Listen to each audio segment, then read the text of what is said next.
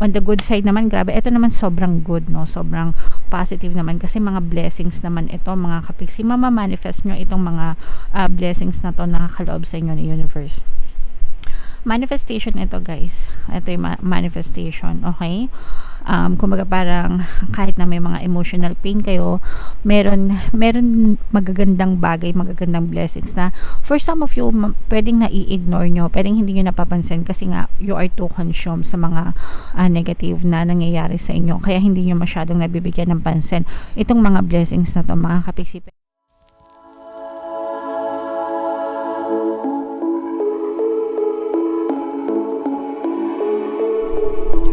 Hello guys, hello Sagittarius, welcome back to Pinay Pixie Tarot.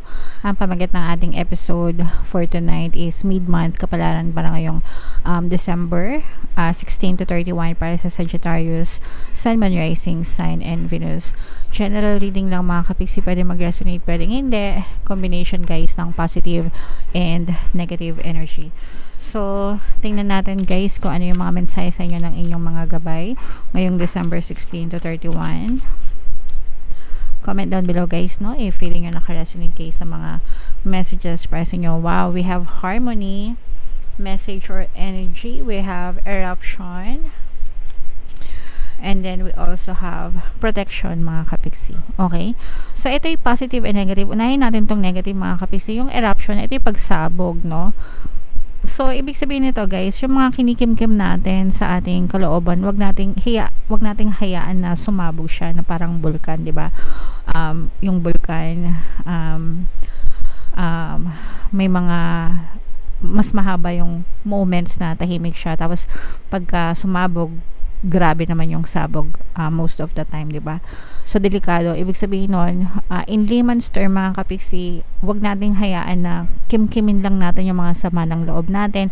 Wag nating hayaan na sumabog tayo ng isang sabugan, ganyan. So, kung meron tayong mga pagkakataon para maalis yung mga negative emotions natin, mga galit, anger, hatred, resentment, grudges, ganyan, stress, worries, anxieties, mga complaints natin, i-release natin siya slowly but surely, ganyan.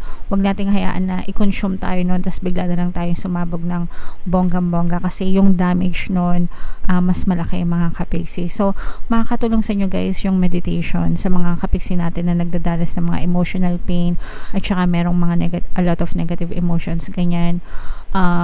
Makakatulong sa inyo, the best talaga yung meditation, mga kapiksi, kasi pag meditate kayo guys, nagsusubside yung momentum of thoughts natin and kumakalma yung mga ating isipan at yung ating pakiramdam din. So, sa mga hindi marunong mag-meditate guys, meron tayong Tagalog guided meditation dito sa ating channel. Hanapin nyo, nandiyan lang sa homepage, pampawala ng stress and anxieties. Okay? Doon kayo magsimula kung hindi pa kayo marunong mag-meditate. Makakatulong sa inyo yan. Gawin nyo araw-araw. Pakinggan nyo araw-araw. Tapos, pag marunong na kayong mag-meditate on your own, mga kapiksi, gawin nyo. Okay? Alright. And, ito naman guys, sobrang ganda nito kasi harmony, no? You are in harmony with your higher self and maganda din yung iyong relationship with other people, sa ibang tao, mga kapiksi. Maganda yung relasyon mo sa sarili mo, maganda yung relasyon mo sa ibang tao. Very harmonious, mga kapiksi. Mataas yung vibration mo. So, ipagpatuloy mo yan, guys, para talagang maramdaman mo na yung magandang vibration sa loob ng iyong quantum bubble, mga kapiksi. Okay? So, ito yung paghariin natin. Tapos, ito, alisin natin sa buhay natin. Alright? And then, you also have to protect yourself, mga kapiksi. Ito yung protection, no? Kailangan mong protektahan yung sarili mo para hindi ka makonsume ng negativity sa paligid mo. So, i-filter mo kung sino yung mga taong kinakausap mo, yung mga balita na naririnig mo, yung mga pinapanood mo, yung mga binabasa mo sa feeds mo sa social media, lalo na ngayon. Ito na yung henerasyon na puro social media na, di ba? Yung mga bata ngayon, pinanganak na sila na puro cellphone, puro gadgets, puro social media. So, yeah. Dapat protektahan natin yung sarili natin, mga kapiksi, against negativities para hindi tayo makonsume, para hindi tayo mahawa. Everything, lahat, mga kapiksi, sa ating kwanto, lahat, no, everything is vibrating, mga kapiksi, lahat tayo. We are living in an energetic field, lahat nag-vibrate, lahat nakaka-capture natin, positive and negative likewise. So, wag nating hayaan na mag-suffer tayo or ma-attract natin yung negativities mga kapiksi. By all means, protektahan nyo yung sarili nyo. Alright? So, for example, hindi ako nanonood ng balita. Kasi kung titingnan mo, although may good news, mas marami pa rin yung bad news pag nanonood kayo ng balita, di ba? So, that's why ayoko nang makarinig ng mga ganon. So, filter, kailangan puro positive vibes palagi. Alright? So, tingnan natin. Mga kapiksi, comment down below guys if feeling nyo nakaresonate kayo dyan. Tingnan natin yung mga mensahe sa inyo guys. Mga paparating sa inyo ngayon December 16 to 31. Shuffle ko to. Habang sinashuffle ko to guys, panoorin nyo muna tong video natin regarding sa ating paano mag-manifest ng abundance video course. Kapiksi, sawa ka na ba sa mga struggles at hirap sa buhay mo? Masipag ka ba at masikap sa buhay ngunit hindi ka pa rin umaasenso? Ilang beses ka na bang nag-attempt magnegosyo at mag-invest pero palagi ka pa rin nalulugi? Sa pagkakataon na ito ay maaaring may subconscious beliefs ka na nagiging balakid sa iyong pag-unlad at pagyaman. Introducing, paano mag-manifest ng abundance video course. Dito ay matututunan mong ma-overcome ang mga balakid mo para tuluyan ka ng umunlad, umasenso, sumagana, maging matagumpay, successful at maswerte sa iyong kabuhayan, pera, trabaho, negosyo, salapi at kaperahan ng bonggang-bongga. Dali, mag-send na ng email sa pinoypixitarot@gmail.com at simulan na ang iyong pagyaman ngayon. Alright. So, gusto mo bang yumaman, kapiksi? Kung gusto mong yumaman, umunlad at umasenso ng bonggang-bongga, mag-avail ka na ng course, guys, kasi sobrang ganda talaga niyan. And good news, mga kapiksi, no? Dahil Christmas season ngayon, guys, meron tayong sale, Christmas sale. Magbibigay ako ng 10% discount plus 1 free pampaswerte subliminal until December 31, mga kapiksi. So, mag-avail na kayo. Meron din tayong email coaching, mga kapiksi. Manifest your desires using the law of attraction.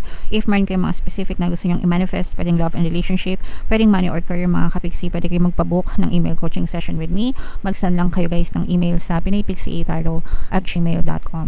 So, Sagittarius, guys, kayo ay represent ng Queen of Wands sa ating spread. Lumabas din dito, guys, yung masculine energy ng Sagittarius or another fire sign, Aries, Leo, Sagittarius. So, ito, guys, positive and negative energy to. Unahin natin yung negative, guys. Ito yung sinasabi natin ng mga emotional pain na pinagdadaanan nyo, no? Yung parang naipon, mga tinik sa dibdib nyo na naipon, mga kapiksi. And ito yung sinasabi natin kanina, is sinasabi ng mga gabay nyo na i-release nyo, i-let go nyo paunti-unti, mga kapiksi, kasi kapag kayo ay sumabog, mas malaki yung impact nito sa inyo. So, yung iba sa inyo, maaring meron kayong ang reason kung bakit may mga emotional pain kayo, guys, is because may mga pinagdaanan kayo na nagdulot, no, ng sakit sa dibdib nyo na hindi nyo pa nakakalimutan. It's all in your head, mga kapiksi. Kumbaga nandun pa, pwedeng sariwa pa sa inyo yung mga pinagdaanan nyo, o kaya naman kahit matagal na, parang hindi pa rin siya completely nakakalimutan. Meron talagang ganun, guys, na kahit ilang years na yung nagdaan,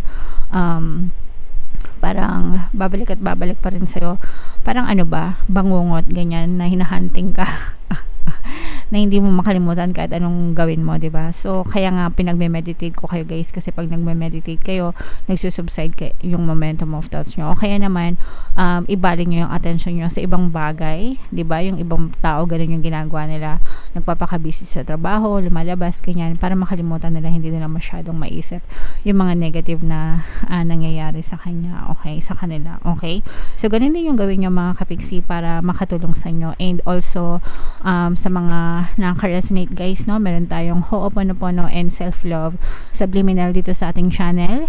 Ginawa natin yan, mga kapiksi, para makatulong sa mga kapiksi natin na may mga pinagdadaanan sa buhay. So, pakinggan nyo yun, guys, kasi sobrang dami na nating natulungan doon.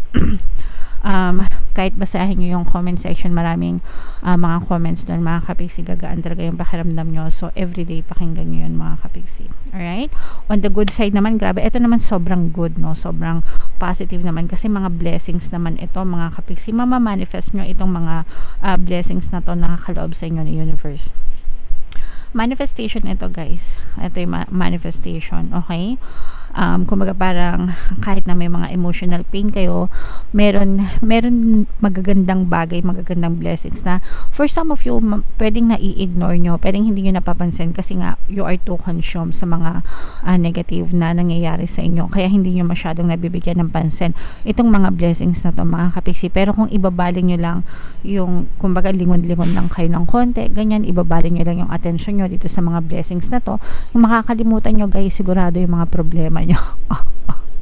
Okay, baka hindi nyo na maisip kung ano yung pinagmumukmuk nyo, mga kapiksi, kasi sobrang blessed to no. So i-mind nyo na to guys, sa comment section, mind blessings, mind pagpapala, mind kasaganaan, mind manifestation, mind satisfaction, emotional satisfaction, as in talagang bibigyan kayo ng chance ni universe na maging masaya ngayong Pasko, mga kapiksi. Angel number 999 guys, so check nyo yung ibig sabihin yan, baka may additional na mensahe sa inyo ang inyong mga anghel gabay. For some of you, no, maaari may mga pirmahan ng kontrata rin na magganap sa inyo guys ngayong December 16 to 31. So kung meron kayong mga nilalakad na mga dokumento, mga approval, ganyan, o kaya naman kung kayo may mga binibenta, nakikipag-usap sa mga kliyente, ganyan, maaari nang matuloy yung pirmahan ng mga deal nyo, mga kontrata nyo, mga kapiksi, and more blessings pa yung kaakibat nito sa inyo. So tingnan pa natin guys, meron tayong presence ng water sign, Cancer, Pisces, Scorpio. Yeah. For some of you guys, maaaring ito rin yung nagpapasama ng loob nyo, mga kapiksi, isang manloloko. So pwedeng sa relationship ito guys, kasi maaaring ito yung reason kung bakit broken hearted ka, because pwedeng niloko ka ng partner mo or specific person, or pwedeng may nanloko sa'yo, let's say for example kaibigan mo, ganyan, na parang inutangan ka, tinakbuhan ka sa pera. Pwedeng ano rin kasi to partner din, no? Let's say for example SP mo, partner mo, jowa mo na parang binilog-bilog yung ulo mo, ganyan, tapos nahuthutan ka ng nahuthutan, naperahan ka ng naperahan, tapos tinakbuhan ka. Okay, so may mga ganong klase ng scenario tayo nararamdaman dito, o kaya naman betrayal talaga, pwede rin na mga kaibigan, kakilala, ganyan, na nagbetray sa'yo nang dahil sa pera, mga kapiksi. Okay, kaya yung iba sa inyo guys, parang I'm sensing na medyo aloof na kayo, parang medyo water sign energy pala, at saka fire sign energy, Aries, Leo, Sagittarius, Cancer, Pisces, Scorpio. Kaya yung iba sa inyo, parang nararamdaman ko na medyo takot na kayo magtiwala, mga kapiksi, dahil naka-experience na kayo ng panloloko. So, and okay lang naman yun guys, I mean okay lang na huwag tayo masyado magtiwala, pero hindi din naman lahat ng tao manloloko. So siguro balansin na lang guys, no? Balansin lang natin. Wag labis-labis, wag din kulang, mga kapiksi, kasi kahit na may mga manloloko, meron pa rin naman mga tao na talagang tapat, loyal, and honest, mga kapiksi. Okay? So baka kasi ma-miss din natin yung mga ganun tao dahil sa takot naman natin. Alright? So timbangin na lang natin, mga kapiksi, and matuto kang mangilatis, yon. Dapat matuto kang mangilatis ng mga tao na tinatanggap mo sa buhay mo. Alright?